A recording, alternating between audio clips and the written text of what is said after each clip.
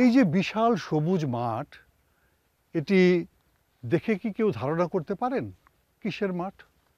শত শত বিঘা জমিতে এই জায়গাটিতে যে ফসল চাষ হচ্ছে সেটি হচ্ছে বাংলাদেশের একটি অত্যাবশ্যকীয় মশলা জাতীয় ফসল মরিচ। আমরা জানি কখনো কখনো মরিচের ঝাঁজ খুব বেড়ে যায়, অর্থাৎ দাম খুব বেড়ে যায়। আবার কখনো কখনো আমরা দেখতে পাই মরিচের ঝাঁজ আছে কিন্তু বাজারে করে দাম নাই, এরকম অবস্থাও দেখতে পাই। এরকম মরিচের চাষ করছেন বাংলাদেশের বিভিন্ন অঞ্চলে। একসময় বলা হতো বগুড়াই হচ্ছে মরিচ চাষের জন্য একটি বিখ্যাত এলাকা, কিন্তু সাম্প্রতিক সময়ে এই জায়গাগুলো কিন্তু পরিবর্তন হয়েছে। এখন আমরা আজকে যে জায়গাটি থেকে মরিচের উপর প্রতিবেদন উপস্থাপন করছি সেটি ভোলা জেলার চরফ্যাশন এলাকা।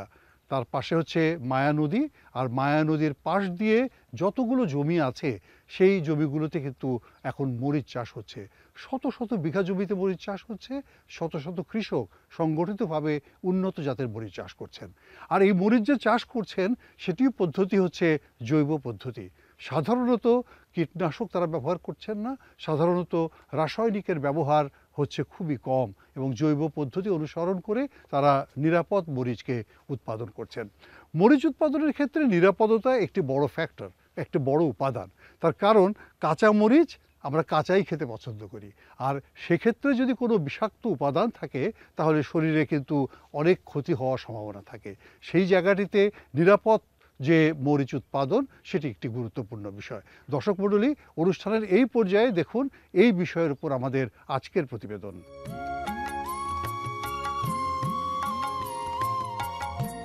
চরফ্যাশন উপজেলার দক্ষিণ পশ্চিম দিক থেকে বয়ে গেছে মায়া নদী।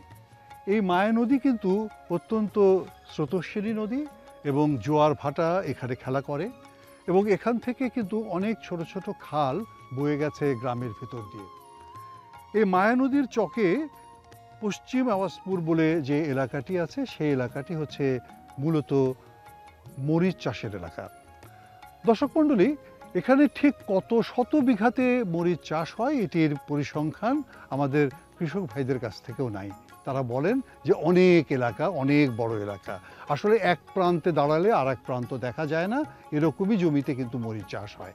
বিচ্ছিন্নভাবে এক জায়গাতে যেমন একটা ক্লাস্টার থাকে, পরবর্তীতে কিন্তু আরেকটা কিছুক্ষণ পরে আরেকটা ক্লাস্টার দেখতে পাওয়া যায়। এই এলাকাতে ফসল হয় মূলত দুটো, একটা হচ্ছে মরিচ, আর একটা হচ্ছে যেগুলো একটু নিচু জমি সেখানে হয়তো কিছু জমিতে ধান চাষ করা হয়। আর মরিচ চাষের মধ্যেই কিন্তু তারা শাক সবজি চাষ করেন, কেউ কেউ তরমুজও চাষ করেন, কিন্তু ৮-৯ মাস মরিচ উত্তোলনের পর আসলে তরমুজ বা ধান ছাড়া বা শাক সবজি ছাড়া আর তেমন কোনো কিছু করা যায় না।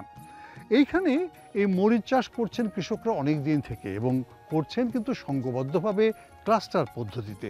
আমরা জেনেছি এখানে একটি কৃষকদের সংগঠন আছে যেটি গ্রোকেয়ার, যেটি কৃষকদের কল্যাণে তৈরি করা হয়েছে। ১৫০ জনের মতো কৃষক এখানে আছেন এবং তারা সংঘবদ্ধ হয়ে এখানে চাষাবাদ করছেন। ক্লাস্টার পদ্ধতির অনেক রকমের সুবিধা আছে। প্রথমত, তারা খুব সহজে সরকারি সুবিধাগুলোকে গ্রহণ করতে পারেন, কারণ সরকারের লোক যদি একবার আসেন তাহলে একসাথে ১৫০ জনকে সুবিধা দিতে পারেন। আবার একই সাথে যদি ব্যাংক আসে তাহলেও একসাথে ১৫০ জনকে সুবিধা দিতে পারে। কোনো রোগ বালাই হলে, কোনো বিপণন ব্যবস্থাপনার প্রয়োজন হলে এই ক্লাস্টার পদ্ধতি কিন্তু একসাথে কাজ করে, এবং একসাথে কাজ করার এই সুবিধাটি কিন্তু বাংলাদেশের বিভিন্ন জায়গায় আমরা দেখতে পাই। দর্শক মণ্ডলী, আপনাদের মনে থাকতে পারে আমরা সিলেটের উত্তর টিলাগড়ে ক্লাস্টার পদ্ধতিতে গবাদি পশুর খামার উপস্থাপন করেছিলাম। আমরা আপনাদের সামনে বগুড়ার চর অঞ্চল থেকে ক্লাস্টার পদ্ধতিতে মিষ্টি কুমড়া চাষের প্রতিবেদন উপস্থাপন করেছিলাম। আজকে বাংলাদেশের বৃহত্তম সেই দ্বীপ ভোলা জেলার চরফ্যাশনে, সেখানেও কিন্তু ক্লাস্টার পদ্ধতিতে এই চাষাবাদটা দেখতে পাচ্ছি, এবং এটা সকলেই বলছেন এই পদ্ধতি আসলে খুব লাভজনক পদ্ধতি, এবং এটি কৃষি প্রযুক্তি সম্প্রসারণের ক্ষেত্রে একটি কার্যকর পদ্ধতি। আসুন আমরা শুনে নেই এখানকার কৃষক ভাইদের কিছু অভিজ্ঞতার গল্প। সুপ্রিয় দর্শক মণ্ডলী, মাটি ও মানুষ টিম এসেছে ভোলা জেলার চরফ্যাশনের মায়া নদীর যে চক, সেই চকে। এখানে একদল সংঘবদ্ধ কৃষক, তারা কৃষির জন্য সংগ্রাম করছেন, উৎপাদন বৃদ্ধি করছেন, এবং দেশের মানুষের খাদ্য নিরাপত্তার কথা চিন্তা করে তারা নিরলস পরিশ্রম করে চলেছেন। আমরা শুনবো তাদের কথা। আপনার সমিতির নাম আমরা যতটুকু শুনেছি যে আদর্শ চাষী অ্যাগ্রো কেয়ার। জি, এই সমিতিটা কত বছর আগে শুরু করলেন? 2005 সালে আমাদের এটা 2005 প্রতিষ্ঠিত। সালে। এবং আপনারা এই সমিতিবদ্ধভাবেই এই চকে চাষাবাদ জি, করছেন? সবাই আমাদের সদস্য এবং সমিতির সদস্যভুক্ত সবাই। আচ্ছা, কত সদস্য আপনাদের আছে? আমাদের এখানে আছে প্রায় 120 জন সদস্য আছে। আপনারা মূলত কি মরিচ চাষ করেন এখানে? আমরা সব ক্রপনি কাজ করি। আমাদের তরমুজ চাষি আছে, শসা চাষি আছে, মরিচ চাষি আছে, বেগুন চাষি আছে। কিন্তু এই মুহূর্তে যে চকে আমরা আছি সেই চকটা তো মরিচের চক। হ্যাঁ, 150 জন চাষি নিয়ে আমাদের এখানে আমাদের গ্রুপ ভিত্তিক কাজ। দেশি মরিচ জি, আপনারা দেশি এখানে? মরিচ আমরা আবাদ করি। আচ্ছা, এই মরিচ চাষ কি নিরাপদ পদ্ধতিতে করেন? জি, আমরা এটা নিরাপদ দিতে আমাদের এখান থেকে অনেক সবজি আমরা বাইরে রপ্তানি করতেছি। আপনারা জানেন যে বাইরে রপ্তানি করতে হলে অনেকগুলো নিয়ম মানতে হয়। তার ভিতরে আমাদের প্রথমে যে টাইকো কম্পোস্ট আছে, জৈব সার আছে, এটা আমরা ব্যবহার করি এবং ইউলিস্টিক আছে। এরপর আমাদের বায়োপেস্টিসাইড, ট্রোসোলাইফ এবং ইস্পাহানি যে বায়োপেস্টিসাইড গেছিল এগুলি আমরা ব্যবহার করি এখানে। এই যে আপনারা মরিচ চাষ করছেন, এই মরিচ চাষ করে এখানে কি সরকারের সহযোগিতা আছে? সরকার কিভাবে আপনাদের সরকার সহযোগিতা আমাদের করেন? টেকনিক্যাল সাপোর্টটা দিচ্ছেন, ডিএ আমাদের টেকনিক্যাল সাপোর্ট দিচ্ছেন এবং বিভিন্ন এনজিও যেমন পরিবহন উন্নয়ন সংস্থা এফডিএ ওনারা আমাদেরকে হেল্প করতেছেন। এরপরে ফিন্যান্সে যেটা প্রয়োজন সেটা আমাদেরকে বর্তমানে united commercial bank Charfasson branch থেকে আমাদেরকে দিচ্ছে প্রায় 1 কোটি টাকার উপরে। আচ্ছা, এই বিষয়গুলো আমরা আরেকটু বিস্তারিত জানবো। আমি এখন কথা বলছি আমাদের এই উদ্যোগের একজন অন্যতম চাষি জনাব রফিক সাহেব। রফিক সাহেব ব্যক্তিগত জীবনে একজন প্রাইমারি স্কুল শিক্ষক এবং তিনি এই সমিতির একজন সদস্য হিসেবে কাজ করছেন। রফিক সাহেব, আপনারা এই যে সমিতিবদ্ধভাবে চাষাবাদ করছেন এই চকে, এইটা কি লাভ, আপনাদের কেন সমিতিবদ্ধ হতে হলো? আমাদের সমিতিবদ্ধ হওয়ার একমাত্র উদ্দেশ্য হলো আমরা একই সাথে আমরা বীজ কিনতে পারি, তাতে আমরা ঘাটতি হয় না আমাদের কিছু। তারপরে মালামাল আসলে আমরা একই সাথে বিক্রি করলে আমাদের চরপুর থেকে বিভিন্ন জায়গা থেকে আমরা আড়তদারে আসিয়া আমাদের মালামালগুলো নিতে সুবিধা হয়, তাতে আমরা প্রফিটটা বেশি পাই এবং যাতায়াতেও আমরা একসাথে মালামাল একতা হয়ে চাষাবাদ করতে গেলে আমরা ওই মালামালকে যোগাযোগের সুবিধা হয়। যেমন একটা ট্রাক আনলে আমরা সুবিধা হয়, প্রত্যেকে ওই ট্রাকে দিয়ে মাল নিতে পারি। আর যদি আমরা একজন করে নিতে যাই তাহলে আমাদের অনেক যানবাহনের খরচটা বৃদ্ধি পায়। আর একসাথে যদি নেই তাহলে আমরা একসাথে অনেক কম খরচে আমরা এই মালামালগুলি বিক্রি করতে পারি। এবং অর্থাৎ সবাই মিলে একসাথে চাষ করার ফলে একটা সমিতিবদ্ধ থাকার কারণে আপনারা যেমন উপকরণ সহজে পাচ্ছেন, উৎপাদনটা একসাথে পরামর্শ করে করতে পারছেন, আবার উৎপাদিত পণ্যটাও বিক্রি করতে পারছেন খুব সহজে পাইকারদের কাছে বা বাজার সম্প্রসারণের ক্ষেত্রে। এবং আমরা একসাথে যদি করতে যাই এবং আমাদের যে পণ্যগুলো ওই পণ্যগুলি আমরা একসাথে কিনে আনলে আমাদের সুবিধা হয়, আমরা আর প্রতারণা হইতে পারি না। নাইলে আমাদেরকে যদি ভেঙে আমরা চাষাবাদ করতে যাই তাহলে আমাদের অনেক প্রতারণা হইতে হয়। আমরা যদি একই সাথে যদি করতে যাই তাহলে সমিতির মাধ্যমে করলে আমরা পরামর্শের মাধ্যমে, যেমন একটা রোগ আসছে, আমরা রোগটার সম্বন্ধে একাভাবে চিন্তা ভাবনা করলে আমরা পারছি না। আমরা সমিতিবদ্ধ হয়ে যদি সবাই পরামর্শের মাধ্যমে যদি রোগবালাইটা চিন্তা ভাবনা করি তাহলে আমরা সহজেই আমরা এটা সমাধান দিতে পারি। আপনাকে অনেক ধন্যবাদ। দর্শক মণ্ডলী, আমরা এখন কথা বলছি বাজার ব্যবস্থা সম্পর্কে।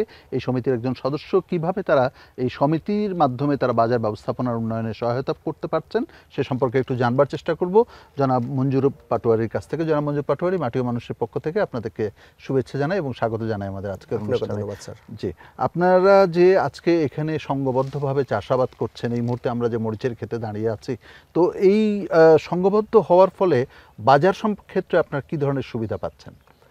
বাজার দাঁড়ানোর একটা সুবিধাটা আমাদের আগে ছিল না স্যার। বাজার দাঁড়ানোর সুবিধা হচ্ছে আমরা যে সমিতিতে যখন ভর্তি হয়েছি তখন। আচ্ছা, এর আগে তো স্যার আমরা চাষ করতাম অল্প যখন সীমিত আকারে চাষ করতাম, 2 ঘন্টা জমিনে চাষ করতাম, ধরেন 100 কেজি মরিচ এসে বিক্রি করার জায়গা থাকতো না, কারণ নিলে একা নিতে হইতো। এখন আমরা যে সমিতির মূল্য ভর্তি হইয়া আমরা সবাই চাষাবাদ করে একসাথে, ধরেন যদি একদিনে 50 মণ মরিচ ছিঁড়ি, সমিতির সাথে পরামর্শ করে বিক্রি করলে এখান থেকেই মানে পাইকার আসে বিভিন্ন জায়গাতে, নিমসা, খুলনা, তারপরে সিলেট, বিভিন্ন জায়গা থেকে আসে, আইসা বাইরে আমাকে মরিচটা এখান থেকে ক্রয় করে, যেন আমাকে যাতায়াত খরচটা একটু কম হইলো আর কি, ব্যস্ত সুবিধা হইলো বেশি, বুঝছেন স্যার, এখান থেকে নিয়ে যায়। কিন্তু আরেকটু বিষয় হয়েছে স্যার, প্রথম সিজনে যে দামটা ছিল মরিচের তখন 80 থেকে 100 টাকা 120 টাকা বেশি, ওই সময় মরিচ একটু কম হয় সর্বপ্রথম নতুন হালসন, তারপরে মরিচ আস্তে আস্তে আস্তে আস্তে বাড়ে। কিন্তু স্যার বিগত দিন আমরা ভালোই ইনশাল্লাহ বেচছি সমিতির মধ্যে ভুক্ত হয়ে। এখন বেচতে গিয়ে স্যার একটা ঝামেলা আছে কি, মরিচের দাম এবছর কম। আর যদি আমাদের মরিচটা বিদেশে চালানি গত বছর হয়েছে, আমরা বিদেশে পাঠাইছি সলোমন স্যারের মাধ্যমে, নিয়মিত আমি 1 টন মরিচ 2 টন মরিচ পাঠাইছি আমরা। যেমন বিদেশে পাঠালে মরিচটা এখানে যা বিক্রি হয় তার সাথে 10 টাকা আমরা বেশি পাই। আচ্ছা, বেশি পাই, কিন্তু এবছর এটা আর পাইতেছি না। এখন আমাদের মরিচটা এখান থেকে ইনশাল্লাহ যতটুকু সুবিধা পাই আলহামদুলিল্লাহ শুক্রিয়া। আমাদের মরিচটা বিদেশে যেন ভালোভাবে পাচার হয়, ভালোভাবে আমরা বিক্রি করতে পারি, এরকম একটা আমরা সহযোগিতা বাংলাদেশ সরকারের মাধ্যমে চাই। আপনাদের সকলকে অনেক ধন্যবাদ আমাদের সঙ্গে কথা বলার জন্য, এবং আপনারা যে চমৎকার উদ্যোগ গ্রহণ করেছেন সেটা আপনারা অব্যাহত রাখবেন এবং দেশের মানুষ আপনাদেরকে অনুসরণ করবে, সংঘবদ্ধভাবে চাষাবাদ বিকশিত হবে আমাদের দেশে। আপনাদের সবাইকে ধন্যবাদ।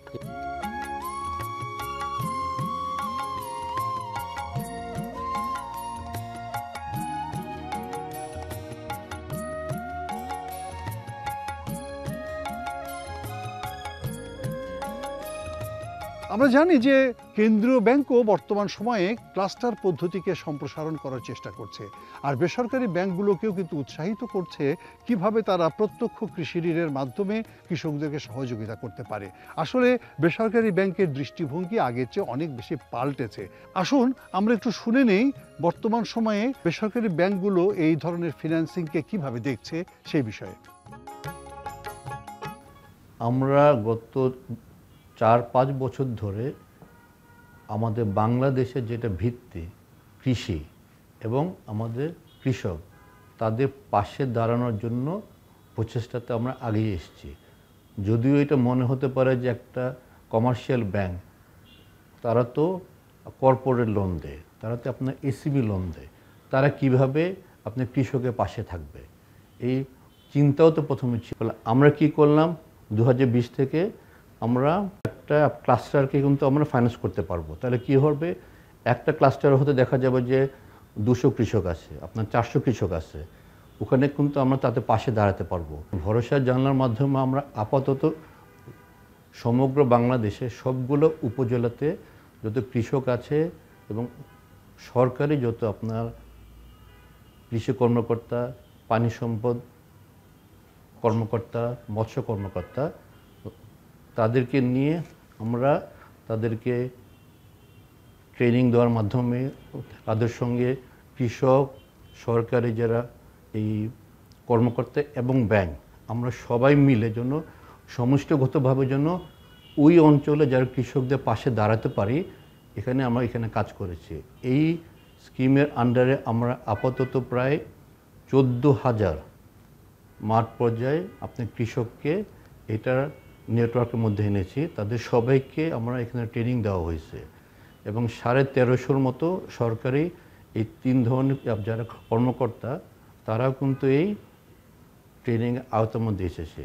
ফলে এখান থেকে কি দেখা যাচ্ছে যে আমার যারা কৃষক, তারাও কিন্তু তাদের ওই অঞ্চলে তার জায়গাতে কোন ফসলটার জন্য কোন সময় কি বীজ লাগবে, কিভাবে তার ওখানে সার লাগবে, তার এগুলা ফসলটা হওয়ার পরে তার এখানে বিপণনটাও কিন্তু একটা বড় একটা চ্যালেঞ্জ। আমরা রিসেন্টলি এক জায়গার সঙ্গে আপনার যুক্ত হচ্ছে যেন ভোলার চরফ্যাশনের দিকে ওরা মরিচ এক্সপোর্ট করে। এটা তো শুনে আমি হা হয়ে গেলাম যে বাংলাদেশ থেকে মরিচ এক্সপোর্ট করে। আমরা সেই জায়গাতেও আমরা চাই আপনি কৃষকদের পাশে দাঁড়াতে চাই। ফলে আমার সবার কাছে সবিনয় একটা নিবেদন বা আবেদন যাই বলেন, আমরা যারা ব্যাংক 61টা ব্যাংক আছি, সবাই যদি ক্ষুদ্র ক্ষুদ্র স্টেপ নিয়ে আগিয়ে আসি, তাহলে দেখবেন ইনশাল্লাহ আমার দেশটাও কিন্তু এগিয়ে যাবে।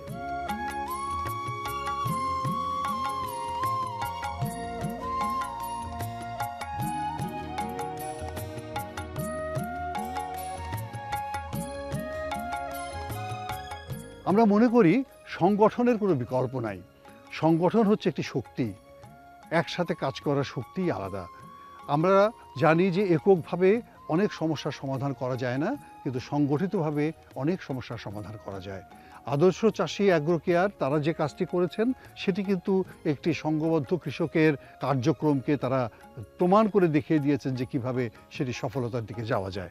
আমরা চাইব এরকম সফল সংগঠন তৈরি হোক, শুধু নামকা ওয়াস্তে সংগঠন নয়, শক্তিশালী সংগঠন। যে শক্তিশালী সংগঠন পণ্য উপকরণ কেনার থেকে শুরু করে উৎপাদন থেকে শুরু করে বিপণন পর্যন্ত সকল ক্ষেত্রেই অবদান রাখবে, এবং তাহলেই কিন্তু বাংলাদেশের কৃষি একটি নতুন চেহারা পাবে, নতুন রূপ পাবে। আমরা এই নতুন রূপের এবং নতুন চেহারার প্রত্যাশা করি সবসময়ই।